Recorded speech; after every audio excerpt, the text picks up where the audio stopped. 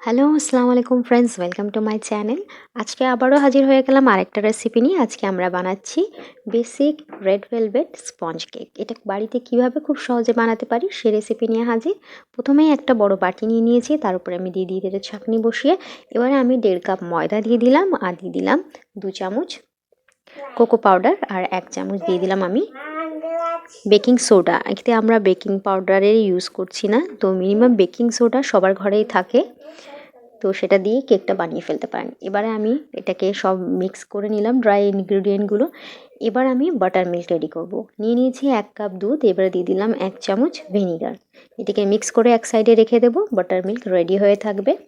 এবারে আরেকটা বাটিতে আমি নিয়ে নিচ্ছি 1/2 কাপ চিনি, আর তাতে দিয়ে দিলাম আমি 1/2 কাপ তেল।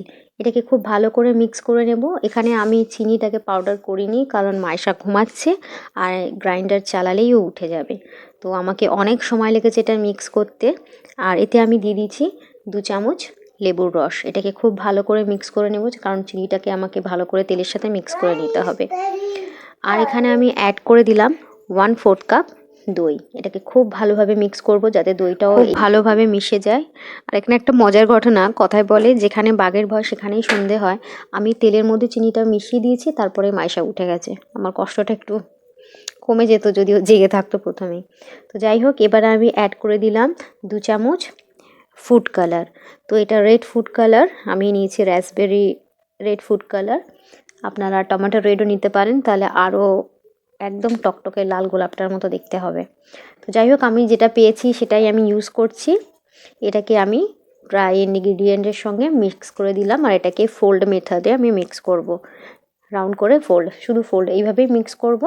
আর এবার আমি আস্তে আস্তে বাটার মিল্কটা ইউজ করব। এটা ব্যাটারটা একটু পাতলা হবে। তো এখানে আমি অ্যাড করে দিলাম 1 চামচ ভ্যানিলা এসেন্স। আর এটাকে এইভাবে ফোল্ডিং মেথডেই আমি মিক্স করব, আর অল্প অল্প করে এবারে এইরকম বাটার মিল্কটা দিয়ে মিক্স করব। আর ব্যাটারটা একটু রানি হবে, তো সেটা পরে দেখতেই পাবেন। আমি এইভাবে মিক্স করে করে, কালারটা দেখতেই পাচ্ছেন কেমন, রাসবেরি রেড, তো কালারটা খুবই মিষ্টি লাগছে।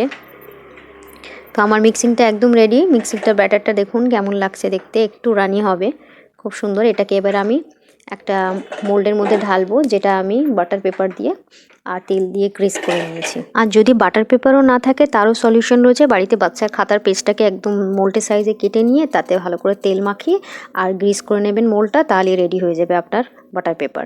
তো এটাকে ট্যাপ করে নিয়ে এবার একটা প্যানকে আমি 10 মিনিটের জন্য প্রিহিটেড করে রেখেছিলাম, তার মধ্যে দিয়ে দেওয়ার পর আমার রেজাল্ট দেখুন, কেকটা ভালো করেই ফুলে উঠেছে এবং ওপরটা ফেটেও গেছে।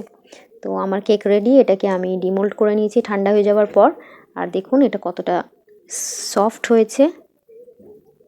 এবার ওপরটা তো ফেটে গেছে, দেখতে অত সুন্দর লাগছে না, তাই আমি এটাকে একটু ডেকোরেট করব, তাই ওপরটা কেটে নিলাম। কেটে নেওয়ার পরে এবারে এটাকে এইভাবেও রাখতে পারেন, কারণ এটাও দেখতে সুন্দর লাগছে। আমরা তো খাবোই, এরপরে তো আর কিছু করার নেই। কিন্তু একটু সৌন্দর্য বাড়ানোর জন্য আমি এখানে কি করছি, একটুখানি আমি পাউডার সুগার উপর থেকে এইভাবে চালনির সাথে দিয়ে দিচ্ছি। এটা দেখতে সুন্দর লাগছে, এটা ট্রাই করতে পারেন।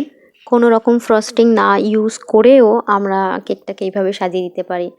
আর না হলে আমি তো দুরকমভাবেই দেখালাম, এইভাবেও কেকটাকে প্লেন রেখে দিতে পারেন, এটাও দেখতে সুন্দর লাগবে। আর খেতে তো সত্যিই টেস্টি হয়েছে। আমি খুব সহজ করেই দেখানোর চেষ্টা করেছি। যদি ভিডিওটা ভালো লাগে প্লিজ লাইক শেয়ার করবেন। আর যারা এখনও পর্যন্ত চ্যানেলটিকে সাবস্ক্রাইব করেননি তাদের অনুরোধ করব চ্যানেলটিকে সাবস্ক্রাইব করে পাশে থাকা বেল আইকনটিকে অবশ্যই প্রেস করবেন। এতে করে আমার চ্যানেলের নোটিফিকেশন আপনি সবার আগে পেয়ে যাবেন। আবারও হাজির হব অন্য কোনো দিন অন্য কোনো রেসিপি নিয়ে। ততদিন সবাই ভালো থাকবেন। আল্লাহ হাফিজ।